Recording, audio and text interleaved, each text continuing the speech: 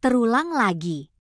Sriwijaya FC ditahan imbang oleh tim tamu Persikota Tangerang dengan skor 0-0 di Stadion Gelora Sriwijaya Jakabaring, GSJ, pada Kamis 19 September 2024.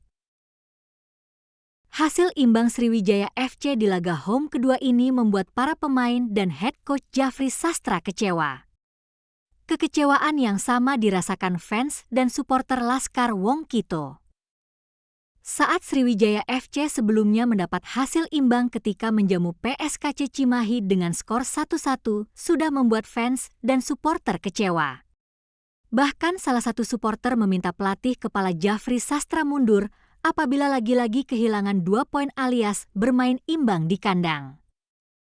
Menanggapi itu, Djafri Sastra mengatakan bahwa dia sadar hasil imbang akan membuatnya dievaluasi oleh manajemen Sriwijaya FC atas 2 hasil imbang dan sebelumnya kalah dari Dejan FC di laga away perdana.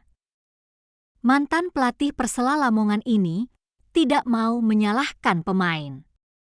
Dia memasang badan hasil imbang adalah murni kesalahannya.